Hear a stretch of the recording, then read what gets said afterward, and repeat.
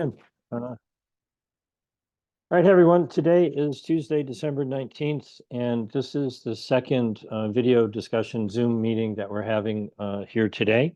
And so the whole point of this is for people to weigh in with whatever their thoughts and opinions might be about the debate that happened in the UK Parliament yesterday. Please feel free to use the reactions section or tab on the Zoom and raise your hand if there's anything that you would like to say. If everyone could just politely remain muted out while someone else is talking, that would be much appreciated. But if anybody has anything to say, please step up and speak up. Now's your chance.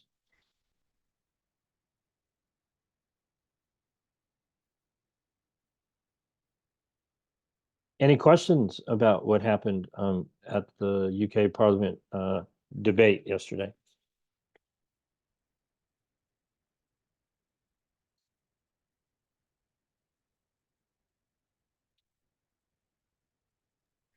I've got to be honest, James. Yep.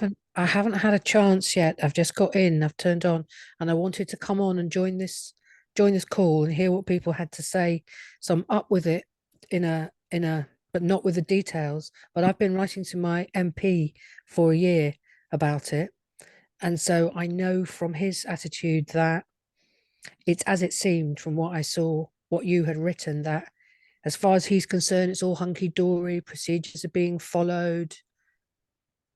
So just not taking on the issues that you raise at all. But I could see lots of interesting information in the email that you just sent that I know that I can use to write to him again.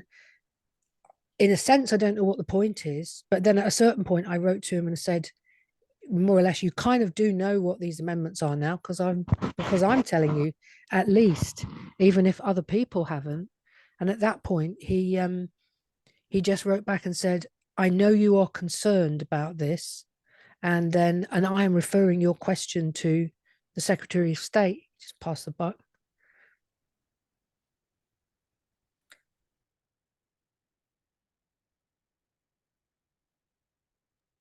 You're muted, James. Thank you for that. The floor is still open for anybody else who wishes to comment or ask a question. If you leave the space open for too long, I will fill it. But the whole point of it is for everyone here to have a chance to say whatever it is they might want to say. Go ahead, Tamana. Just going back to the conversation in the previous Zoom as well, and this sense of despondency. Was it intentional? Was it not intentional? Clear law that has been broken. I think it does come back to educating the masses about the fact that law has been broken. I just don't think enough people know what is actually going on. And I think this is the secret power. They've just thought well, number one, no one knows. Number two, they've made it so unwieldy and difficult for us to, there's lots of things happening that it is theatrics. It almost seems like sabotage to just make it as difficult as possible for us to get empowered in any way. All these like obstacles for anyone who is on the ball like you are, even obstacles there. Okay, a law has been transgressed, but then there's going to be more obstacles, and then accountability. Because where do we get accountability? How do we get accountability? Lawmakers, how much of them are in the agenda?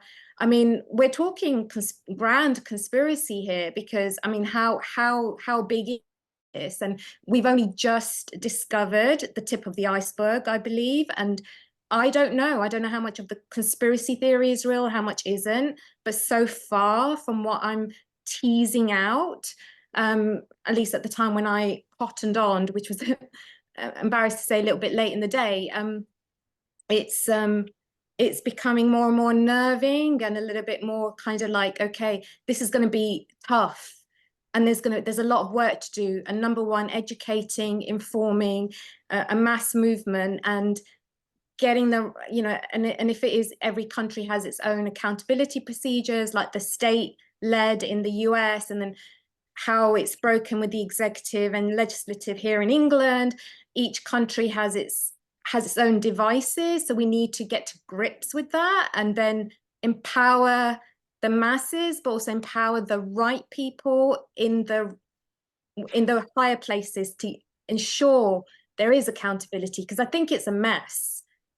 We're in a mess, and it's going to be having to be unpicked and done diligently, and they want us to get tired, and they wanted to make it as difficult. And when I say they, I don't believe it's one structured, I don't know what they is, but it's, all I can say is they're clever.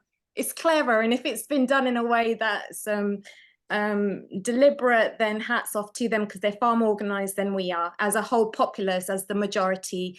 Hats off to them. If this is a minority, they've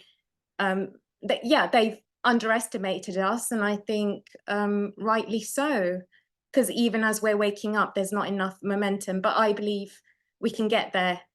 But we're on the back foot. Anyway, that's a lot of rambling there, but just my thoughts. And if there's a question in there, I don't know if there's a question in there, but just an assessment of where we are.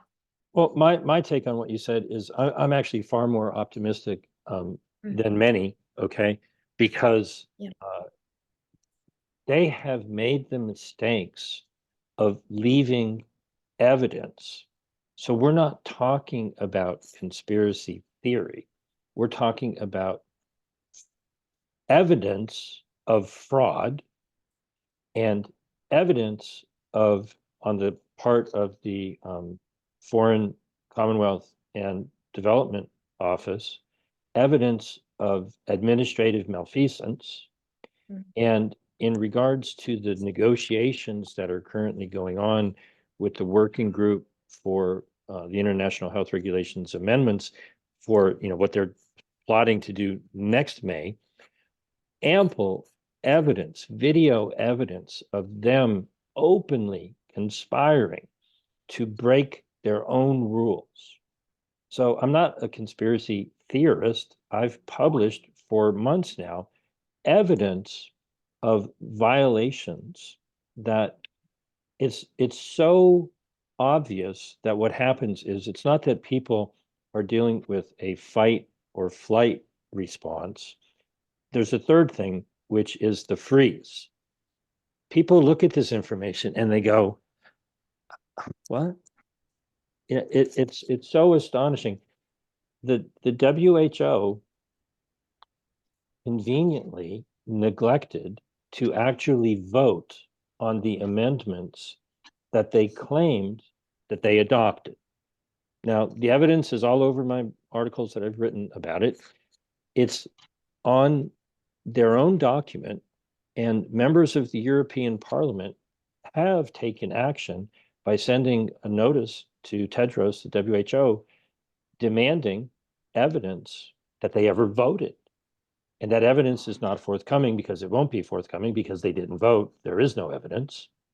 And the disappointment with yesterday's debate was that nobody thought to mention, oh, by the way, this petition, that is why the debate was happening, was to have a discussion about a small package of amendments that were fraudulently submitted in violation of Article 55, which is 4 months in advance. They submitted it on May 24th. They pretended to vote in committee on May 27th, and they never even bothered to pretend to vote on May 28th of 2022. But they documented that they did, and they claimed that their lawyer said it was an authenticated document and that the vote happened in their 8th meeting. This is as blatantly ample evidence of voting fraud on an international basis that anybody could ever ask for. And so all I would say to everybody here is wrap your head around that, and you're either going to have one of three responses. You're going to be angry. That's the fight. Okay. You're going to be afraid, and that's the, fight or fright. But unfortunately, what most people do is they freeze and they go, what? it's so astonishingly blatant that you're going to get one of those three things. Well, obviously, my response is the first one. It's like, hey, you got to look at this. You got to look at this. Now, I recognize that the vast majority of people will look at it and they'll be like deer with their eyes caught in the headlights of an oncoming car. They won't know what to do. Just ask people, what's your opinion about the fact that the WHO fraudulently claimed to have voted on amendments in 2022? There is no evidence that they voted. Members of the European Parliament wrote a letter to Tedros asking for evidence. Evidence was never given. We just had a parliamentary debate, and they had 3 hours. They only used 2. And the purpose of the debate, the petition that 116 plus thousand citizens in the UK said, we want to have a discussion and a vote on this. And nobody said a word. Okay. Something is amiss here. What's your opinion about that? Now, people should be quite upset. Now, most people, it's like if you've ever watched a movie and there's a plot twist in the end of it, and you're like, what happened? Okay. That's where people are right now. And so I accept that. I've been living this for 2 years. It's not a surprise to me anymore. But what just happened yesterday, most people didn't hear Cat Smith say, we have no intention of having a vote. That was the answer to the petition. Okay.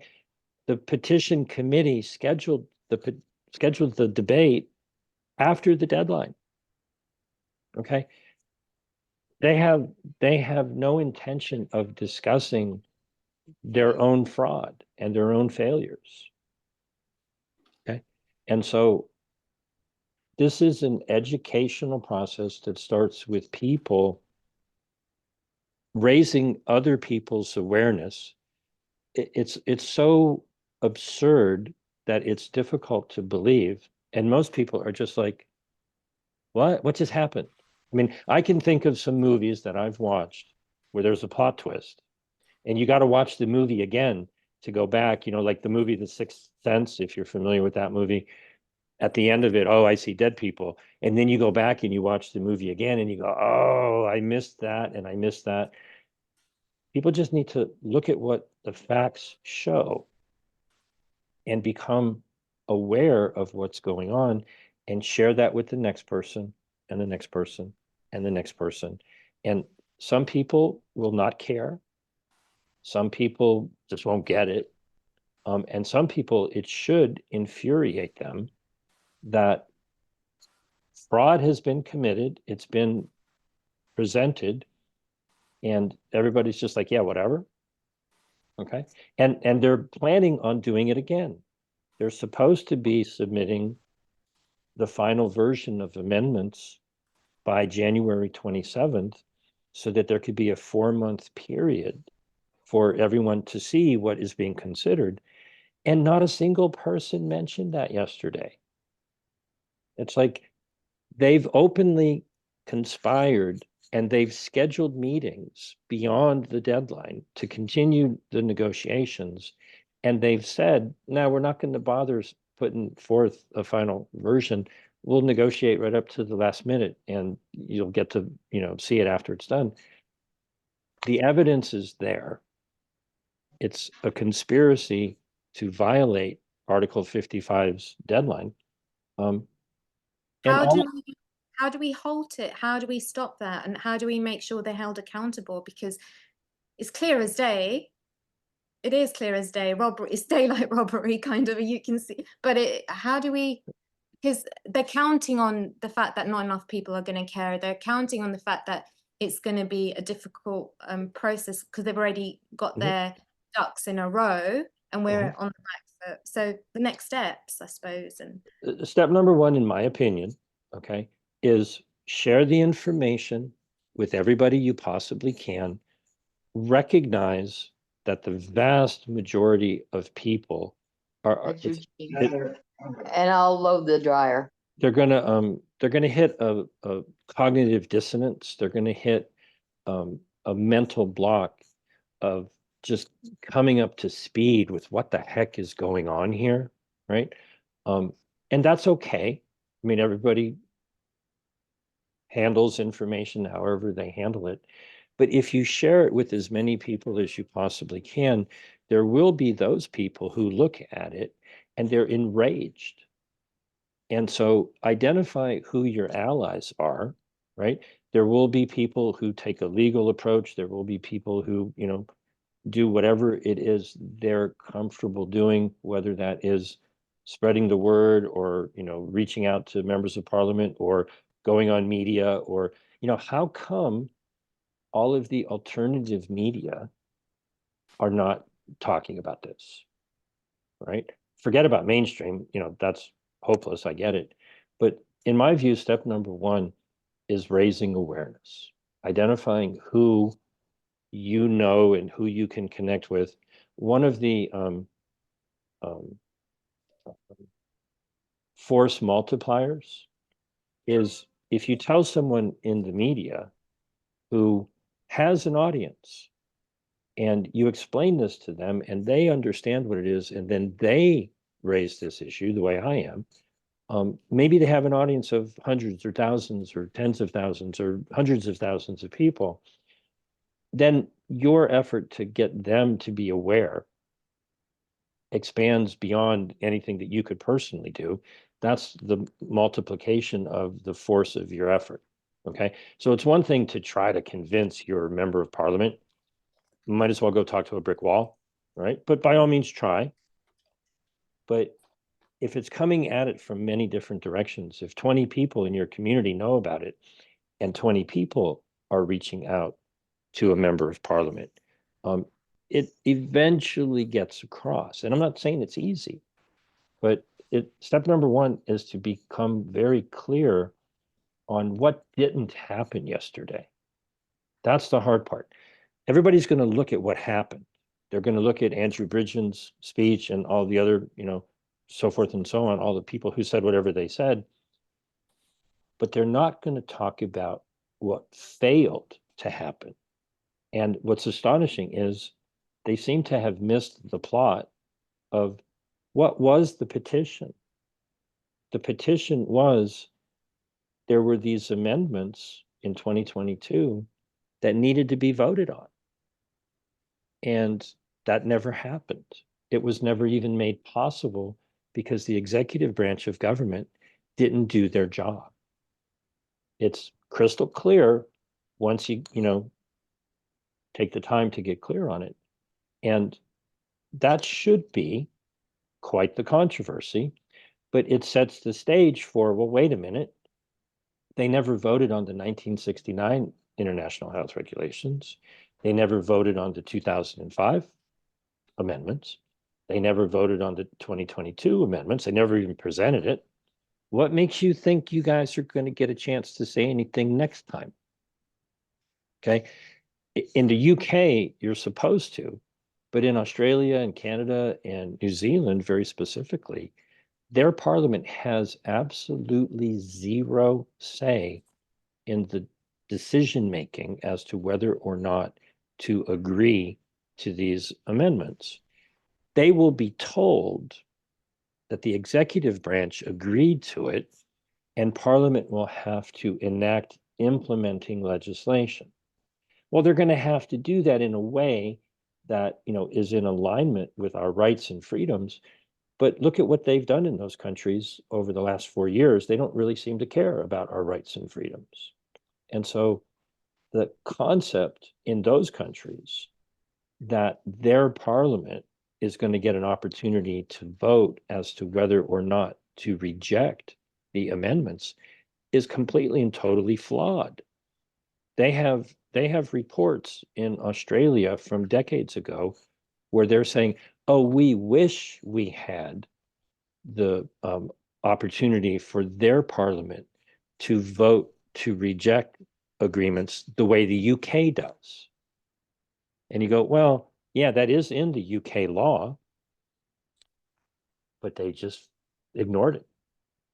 And every member of parliament should have had the opportunity to have this discussion in the full parliament and have 21 days to consider it and vote to reject it if they wanted to. Now, I'm sure they would have all just rubber stamped it, okay, because nobody was paying attention. But the process didn't even happen. And one of the best ways to get government agencies to be held to task is to find where they're obligated by law to do something and they just blatantly failed to do it. I mean, we have them red-handed. They've failed to do their job, but people don't know about it. And unfortunately, yesterday was a wonderful opportunity for that issue to be raised, but everyone was silent about it. And, that's the problem. Go ahead, John. Hi, James. Thanks for your posts, James. You're keeping me up to date. Amazing information. I guess I'm not too surprised how things are shaping up. But in the in the 4 months ahead, I think it's going to be difficult discussions, a lot of frustration as well, given that the governing bodies are largely corrupt.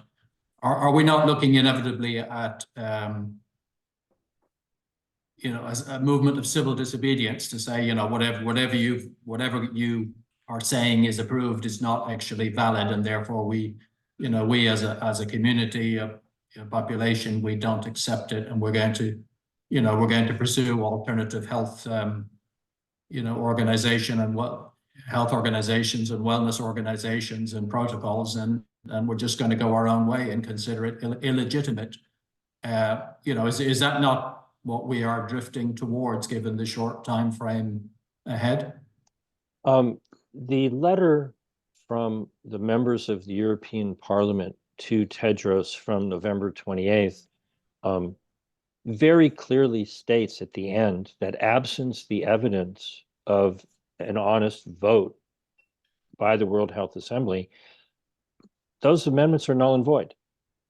And so, I'm proceeding with that mental outlook. They pretended to adopt a shortening of the time frame to consider the next batch of amendments. Well, they lied. They committed voting fraud. If you just imagine yourself speaking to another man or woman and saying, what's your opinion about the fact that the World Health Assembly fraudulently claimed to have voted amendments, approval, and there's no evidence that they ever voted? Are you aware of that? 99.99999% of people have no idea what you're talking about. And it will sound like you're making up some conspiracy theory, but we've got a dozen members of the European Parliament who have written a letter on their official status saying, we think these are null and void. And so pointing out that kind of blatant fraud, it either is greeted with, yeah, whatever, okay, by, just the general population, or it's greeted with, oh, get out of here. You must be wrong. Okay, that's fine. Show them the evidence. Some people will say, oh, yeah, it's all bullshit. There's nothing you can do. But there will be those people who get up on a soapbox and shout it from the rooftops. And those are the people that we need to inform. Yeah, I guess there's people who are highly vaccinated have a vested interest in pursuing the comforting narrative that the WHO is legitimate and has our best interests at heart, and therefore you get back to that.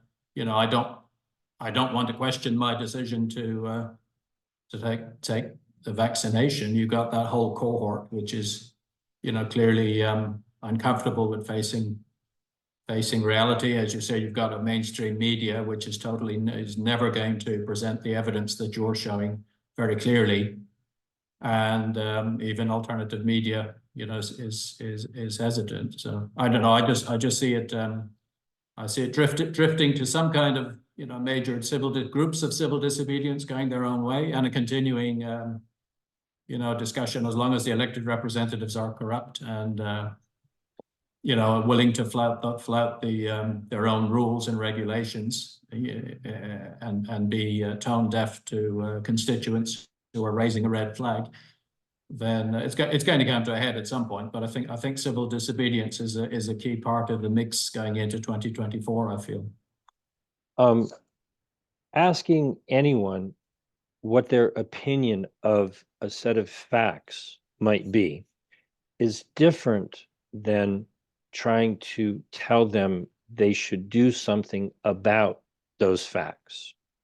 And so as an icebreaker, as a way of discussing all of this, get very clear in your own mind as to what the heck is going on here, right? What are the facts?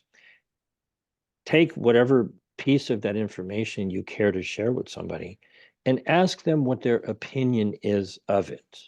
That's a different dynamic than saying, oh, you should do this, or you should do that, or you shouldn't have done that, or you shouldn't have done the other thing. This is going to be new information to the vast majority of everybody. Most people are unaware of what we're talking about. And so if you take any piece of it and you present it to somebody and you say, what's your opinion of this? I'm going to venture to guess that a smaller percentage of people than died from COVID, okay, are going to be up in arms about this. For most people, it's going to be befuddling. They're going to be like, I don't even know what you're talking about. Okay, fine. That's where they are. But there will be that small percentage of people who dig into it to try to prove you wrong, or to try to just vet what you're saying. And the general initial response is probably going to be, oh, you're kidding. That can't possibly be correct, right? But the facts are the facts. And so when people try to dispute what you're saying and they find out that this is what's going on, they may or may not regurgitate that and spread the word. We don't need everybody. We'll never get everybody. We need some people who just say, hey, you need to look at this. You need to look at this. You need to look at this. What's your opinion of this? Identify who your allies are and decide from there, what you're going to do together with people who still have the ability to think for themselves. It's a rare breed. You guys are all here because you're part of that breed. See if you can identify other people who can look at this information and say, we cannot allow the WHO to say that they adopted something and never actually even conduct the vote. We cannot allow the executive branch of the UK government to not give Parliament the opportunity to vote on something that they're supposed to have the opportunity to vote on. And we cannot allow the working group for the next round of amendments to just ignore the deadline that they knew they had and continue negotiating up to the very end without giving us the opportunity to see, for that 4-month lead time, what it is they're going to ask everyone to adopt in May. Those are 3 things that are just so blatantly, with evidence, obvious. And the disappointment from yesterday is nobody said a word about any of it.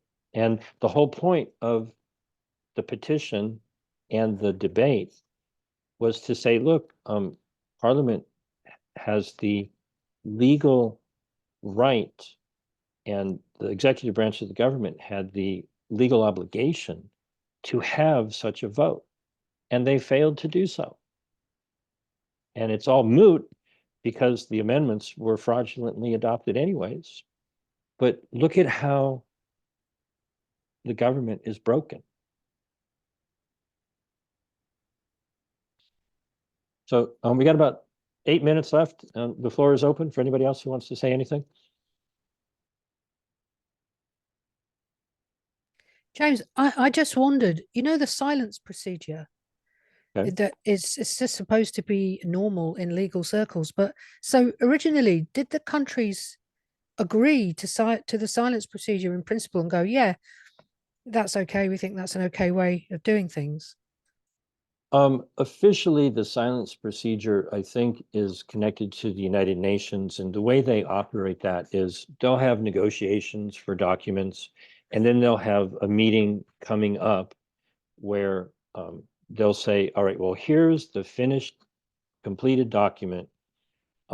If you want to say anything to change it, you've got a certain period of time to speak up. They tried to do this back in September, where they had been negotiating for a whole year. At the UN, they had high-level meetings, which were not official General Assembly meetings, but they had a group of people get together, okay? And at the very last minute on Sunday, before the week-long meetings started, 11 nations wrote a letter and said, nope, we're breaking the silence. We don't agree to this. And so different variations of that on a certain level, in certain circumstances, depending upon which meeting you're in and what the rules governing that meeting are. I'll give an example. If you had some, and maybe this is a very American thing, but if you were having a get together with some friends and you said, hey, I'm going to order a pizza. I'm going to put pepperoni and mushrooms on the pizza. Is everybody okay with that? Okay, nobody objected. You place the order, the pizza shows up. Too bad, you had your chance. You could have said something. Okay. This Zoom is going to be over in 6 months. Everybody's had a chance to speak. When it's over, you missed your opportunity. That's valid in certain circumstances, unless the rules governing the meetings say you have to have a quorum, you have to have a majority, you have to have a roll call vote, you have to, do an electronic vote, whatever. And so it's a fact of life. At some point you say to people, hey, this is what we're going to do. Is everybody good with that? And then silence is consent, right? Well, they play that game all the time. And if you're not aware that you're supposed to speak up, or in this particular case, the executive branch, the Foreign, Commonwealth, and Development Office was obligated by law to present to Parliament for 21 days these amendments that their silence would essentially mean consent. They failed to do their job. And there's not necessarily a criminal penalty associated with that, but that's clearly administrative malfeasance. And Parliament failed to say, hey, how come you guys aren't presenting these amendments to us? And they'll do the same thing next time if you let them, right? And so unless we make a stink about it, and that's what they did in the United States Senate, not one single member of the Senate said a word. They're just like, yeah, whatever, it's okay, right?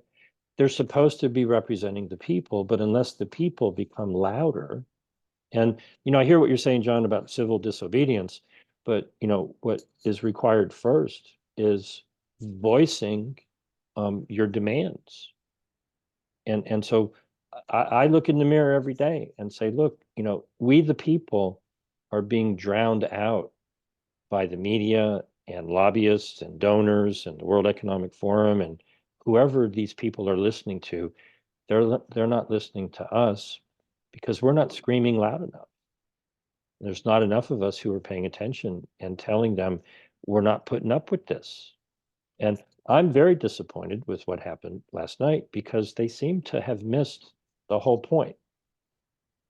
The petition was, we want to discuss these amendments from 2022, and Parliament was supposed to vote on it, and they scheduled the debate for the 18th. Not one person said, excuse us, but why did you wait until after the deadline to schedule the debate to decide whether or not to reject the amendments before the deadline? the petition committee failed miserably and nobody said a word. Or maybe they did exactly what they meant to do and nobody said a word. So the floor is open. We got about 3.5 minutes and we'll be back at the top of the hour.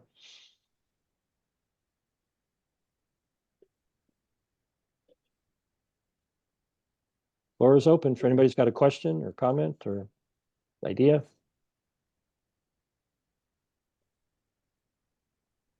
Going once, going twice. Okay, I'll be putting this video up on the page as soon as I can. And I'll be back at the top of the hour for anybody who's got more. And, you know, by all means, share this info with everybody else. We'll see what other people have to say. So thanks everybody for being here. Appreciate it. Thanks, James. Thank you, James. Bye. Take care. Thank you, James. Take care. Bye-bye.